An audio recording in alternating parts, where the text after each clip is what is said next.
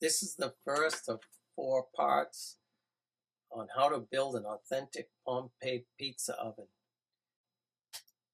So the first thing you want to do is make sure you prepare the site properly by getting rid of the topsoil, any of the trees, lug away the stumps. Make sure everything's ready to bring in your crushed bank run, which will give you a nice solid base. Crushed bank run is 3/4 inch stone mixed with sand. It's the base of many roads, and it compacts really well. I compact it with water. I let it water thoroughly with a sprinkler, and best of all, let it actually sit for a couple of weeks, get rained on a number of times. If you're living in the desert, do something else, but I live in New England where there's plenty of water. And at the end of a couple of weeks, after many rainstorms, I'm going to have a nice solid base, and I'm going to set my form on that. My form here is made out of 2x8s. My form is actually quite a bit bigger than the stand will be because I'm going to have a building over my pizza oven. I use a transit to level up my form. You can use a 4-foot level also. Either way, I have a transit, so I use it. Once I've got my form, I got to make sure I have it reinforced so it doesn't bow out. It really doesn't need much. The 2x8s are pretty strong, and the form isn't that big. I set my rebar, as you can see here, 18 inches on center. I hold it off the plastic that I've lined the bottom with bricks broken in half, and I make sure my rebar is at least 3 or 4 inches in from the inside face of the whole form all the way around, so that oxygen can't get to the rebar and rust the rebar and then cause the concrete to fall apart. Years later, it's called palling. It's not a big worry, but you might as well do it the right way. I tied the rebar together with mechanics wire. They also sell these little looped, thinner wires that you can speed. They have a little tool that you can tie it together real fast too. This is what I had on hand, so that's what I used.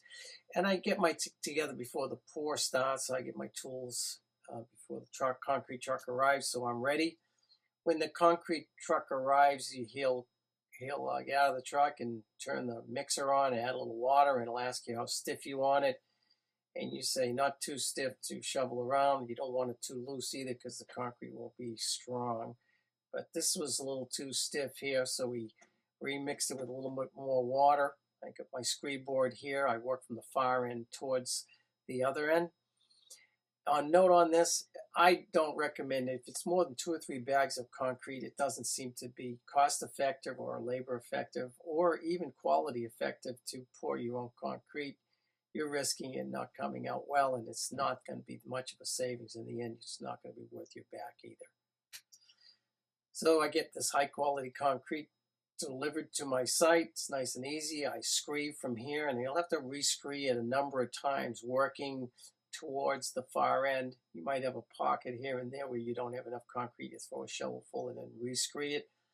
Tamp the edges with your rake as you're going around. When you get quite a ways down, go around and whack all the sides thoroughly with a sledgehammer to knock out any of the voids, and keep screeing till you're all the way down. Once your concrete is poured, set your anchor bolts or any rebar that you want to hold other things in place. These corners of rebar were to hold my posts for my building. And then after it's pretty set, but not overly set, I trowel it nice and smooth, and I knock off the corners with a corner trowel. I'm going to wet this concrete and let it stay wet after it's set, of course, for about 2 or 3 days. The tools for setting the block I get together.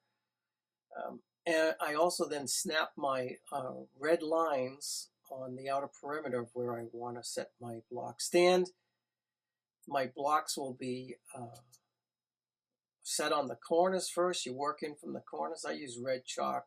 It shows up a lot better than blue chalk for concrete.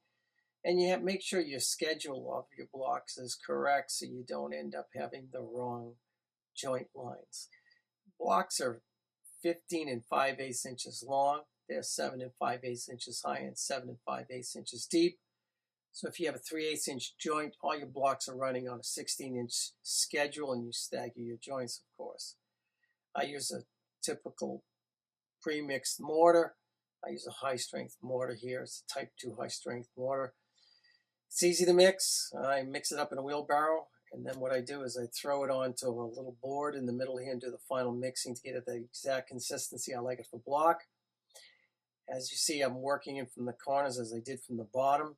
I use a mason's line to guide me. I use a 2-foot level to make sure I'm straight up the sides, and I just set my blocks in, again, working in from the corners at all times. I used a central post made out of concrete to support the center of my hearth. It's a suspended hearth. I probably didn't need it, but in the end, I was not going to use this whole void in this large area here, so I put it in there just for easy sleeping.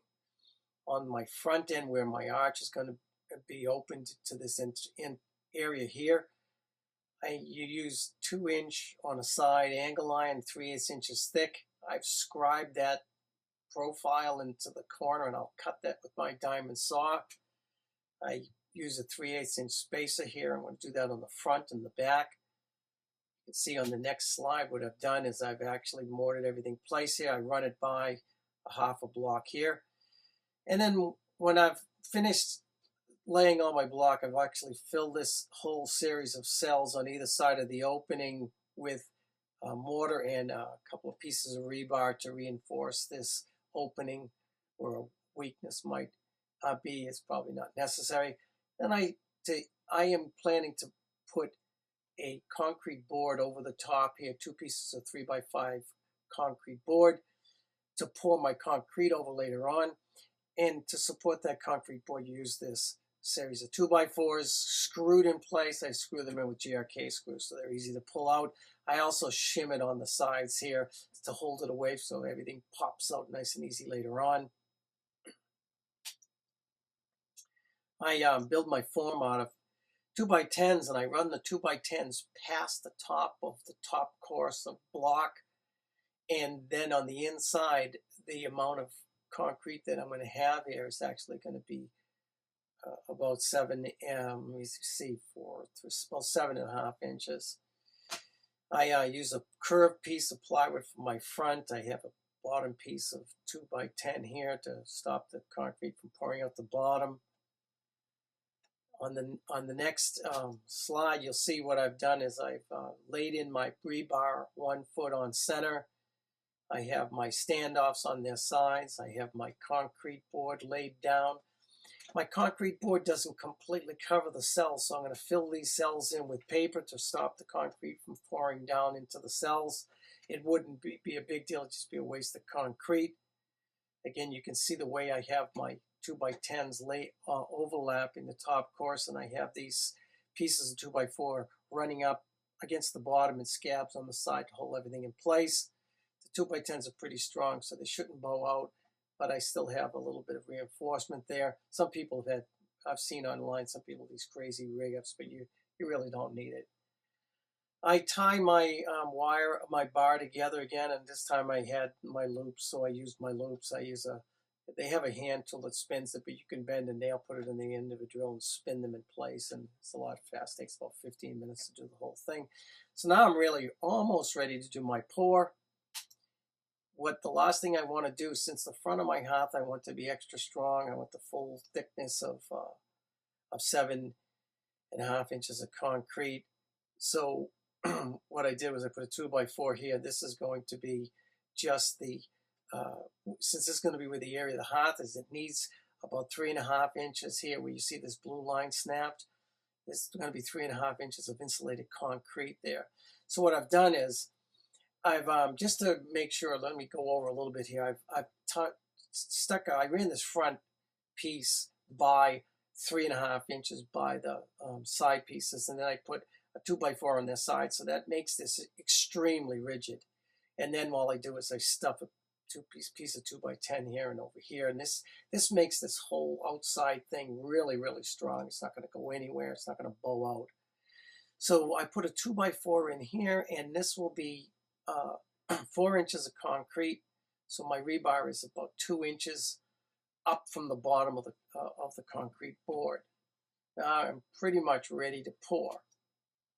Get my concrete truck in again. I start from this side and go to this side this time because I want to fill this void in first and then fill this one in all the way to the top. When I'm finally done, as I run my trowel right against the bottom of the 2x4, so I'm not overrunning that with concrete, because then it'll be miserable unscrewing the board and getting it out of there before I pour my ply casting, because I don't want to take this foam off till I pour my insulated concrete in. One of the things I want to do to make sure that this cures properly, concrete dries over a period of about 2 to 3 decades, and it gets stronger and stronger, just like we humans. And then after about that 2 to 3 decades, it slowly, on a very, very slow curve, slowly loses its strength. So you want to ensure that you have maximum strength by making sure your concrete cures over at least 3 or 4 days very slowly, by pouring water in and covering it after it's set, covering it with your plastic. After about 2 to 3 days, I'm getting ready to put my insulating layer for my hearth so I don't lose heat through the bottom of the hearth. And I use this stuff called ply cast. It was only $15 a bag. It's a lot easier than buying the perlite, bought it tomorrow, and mix them all together and trying to worry about the right mixture. This is all, again, to engineering specs for those companies that do this. This is made by a company that sells this stuff to people who make, I guess, these kilns and so forth. A lot of this stuff is sold by companies that make kilns for glass blowing and such. So that's where I got this stuff. And I mix it in a wheelbarrow. It's really easy to mix. So correct amount of water. You want it reasonably stiff, and I'm slowly putting it in. What I have here is I also have a board, a scree board that's a little bit shorter than from the inside face here, the inside face here. And as you saw in those previous slides, I had snapped a line at the 4-inch from the bottom, or 3.5 inches from the top. So when I screed my concrete in here, I screed it up to that line. And now when I put my ply cast in, it's right on top of an exactly 4-inch thick base, and it's going to be 3.5 inches right up to the top. Now what I can do, of course, is use a regular screed board, go over the top, and then in the end, I can trowel it nice and smooth. And now I'm going to let this sit, of course, for another 3 or 4 days.